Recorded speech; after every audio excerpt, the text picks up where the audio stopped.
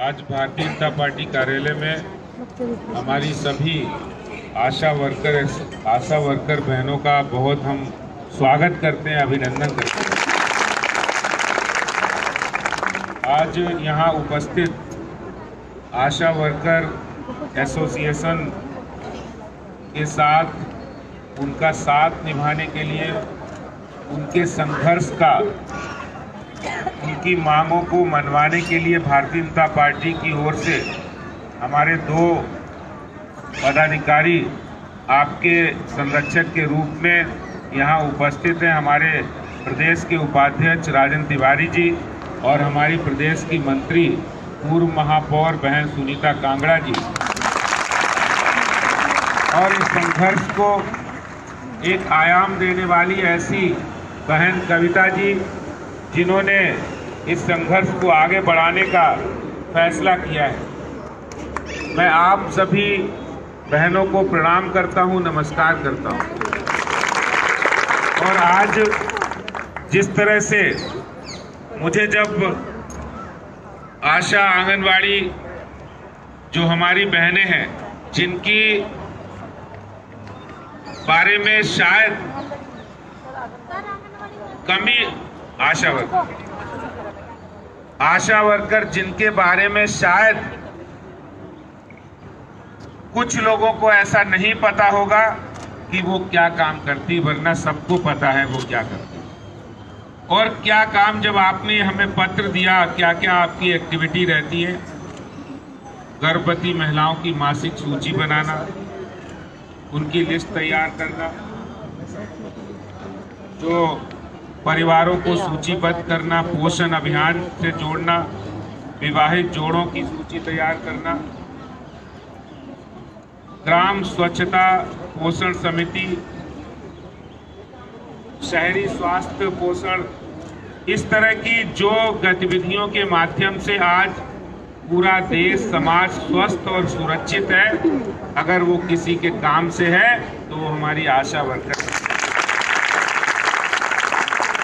छोटा काम नहीं है, बहुत ही महत्वपूर्ण काम है। देश को आगे बढ़ाकर देश के विकास में, आने वाली जनरेशन को स्वस्थ बनाने के लिए, देश को खुशहाल और स्वच्छ रखने के लिए और आने वाली पीढ़ियों को तैयार करने के लिए ये आशा वर्कर अपनी भूमिका निभाते हैं। और बड़े दुर्भाग्य के साथ कहना पड़ता है, हमें ये ध्यान है कि जिस समय हमारी प्रधानमंत्री श्री नरेंद्र मोदी जी ने 2018 में, जैसा अभी बहन जी ने बताया, कविता जी ने, कि उन्होंने आशा वर्कर के मानदेय को डबल किया, पूरे देश में किया, ऐसा नहीं कि किसी राज्य में किया, पूरे देश में किया। लेकिन दिल्ली ने उनके आदेश को नहीं माना है। इससे ज्यादा शर्मनाक बात नहीं है। आप लोग अपना घर परिवार छोड़कर घर घर जाके दरवाजे पर दस्तक देके सर्वे करते हैं, और दिल्ली की गरीब बस्ती हो, दिल्ली के अंदर कोई भी कॉलोनी हो, वहां जाकर टीकाकरण सही से हो रहा है, स्वच्छता अभियान, स्वस्थ अभियान सही से चल रहा है, पोषण अभियान सही से चल रहा है, इन सब बातों के बारे में अवेयरनेस करने का महत्वपूर्ण काम, यानी देश के निर्माण में महत्वपूर्ण भूमिका आप आशा वर्कर हमारी बहनें उठाती हैं। लेकिन ये दुर्भाग्यपूर्ण है कि दिल्ली के मुख्यमंत्री जो दूसरे राज्यों में जाकर बेरोजगारी भत्ते की भी बात करते हैं, जो दूसरे राज्यों में जाकर तरह तरह के प्रलोभन और तरह तरह के झूठे वादे करते हैं, लेकिन दिल्ली के अंदर 2018 में जब केंद्र सरकार ने उनका मानदेय बढ़ाया तो दिल्ली में नहीं बढ़ाते। इससे ज्यादा शर्मनाक बात नहीं। और मैं समझता हूं शायद उन्हें पता नहीं है कि इन 6,500 बहनों की ताकत क्या है। वो अभी तक हो सकता है कि अपनी ताकत को अलग अलग, कहीं 5, कहीं 10, कहीं 6, कहीं किसी वार्ड में 7, 8 करके होगी, लेकिन जब आपने एक संगठन बनाया, एक मुट्ठी बांध ली है, तो इसकी ताकत का एहसास दिल्ली के मुख्यमंत्री आपको वादा करता हूं, आज से पहले दिल्ली के अंदर असंगठित क्षेत्र के जितने हमारे रेहड़ी पटरी साप्ताहिक बाजार लगाने वाले लोग थे, उनकी आवाज भी दिल्ली सरकार सुन नहीं रही थी। तमाम गुहार लगाई लेकिन सुन नहीं रहे थे। हमने दिल्ली के मुख्यमंत्री के दरवाजे पर दस्तक दी और उनको चेतावनी दी, अगर आपने 2 दिन के अंदर साप्ताहिक बाजार नहीं खोले तो दिल्ली के मुख्यमंत्री आपको बाहर निकलना मुश्किल हो जाएगा।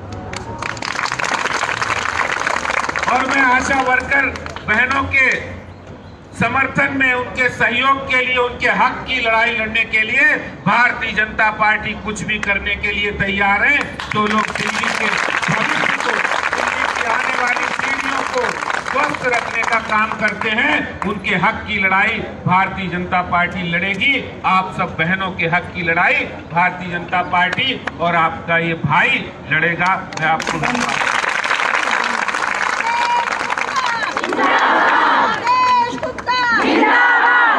मुझे हैरानी होती है कि आज दिल्ली देश की राजधानी, वहां पर आपको अपने हक की लड़ाई, जब आप दिल्ली के अंदर दिल्ली की बेहतरी के लिए काम कर रहे हैं तो आप अपने हक की लड़ाई के लिए आपको दर-दर ठोकरें खानी पड़ी, दिल्ली के मंत्री के पास जाना पड़े और मंत्री के दरवाजे बंद हो जाए, इससे ज्यादा शर्मनाक बात कोई नहीं हो सकती है।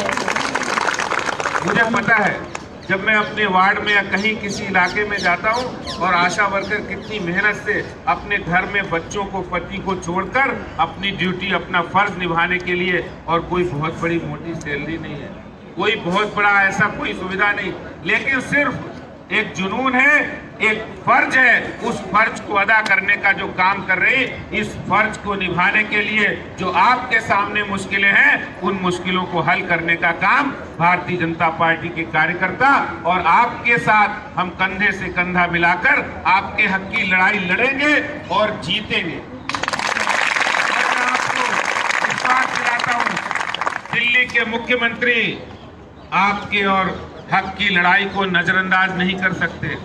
हमारी केंद्र की मंत्री हैं जो महिला और बाल कल्याण, बाल विकास मंत्री स्मृति ईरानी तक ये आवाज पहुंचाएंगे और दिल्ली के मुख्यमंत्री को इस काम के लिए कि आपके भत्ता बढ़ाया जाए, आपकी सैलरी सुनिश्चित की जाए, इसकी लड़ाई हम लड़ेंगे। और मैं आपसे एक बात कहना चाहता हूं, जो दिल्ली के मुख्यमंत्री धमकी देते हैं सिविल डिफेंस की, वो जो उन्होंने गुंडों की फौज तैयार की है, वो केजरीवाल ने अपनी फौज तैयार की है, उसकी धमकी देना बंद करें।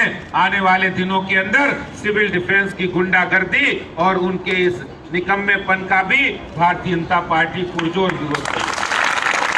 अगर वो सिविल डिफेंस की ताकत से हमारी आशा वर्कर की मेहनत को नजरअंदाज करेंगे तो ये उनको भारी पड़ेगा। ये जो 6,500 बहनें जो दिल्ली के लाखों लोगों को, लाखों महिलाओं को और लाखों बच्चों के भविष्य का काम संवारने का काम करती है, उनके हक की लड़ाई हम लड़ना भी जानते हैं और ईंट से ईंट बजाना भी जानते हैं।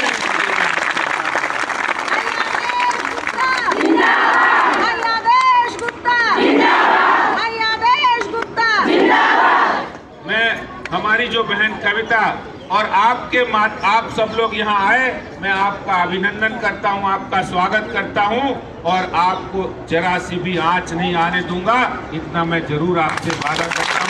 और आपके हक की लड़ाई हम लड़ेंगे और लड़कर जीतेंगे भी, ऐसा मैं आपको विश्वास दिलाता हूँ।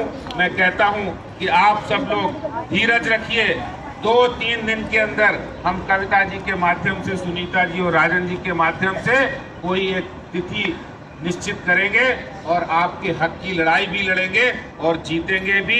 मैं यही बात आपसे कहना चाहता हूं। आपका बहुत बहुत धन्यवाद।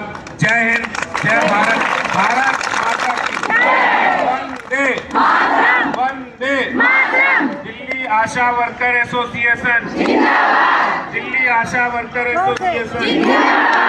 धन्यवाद।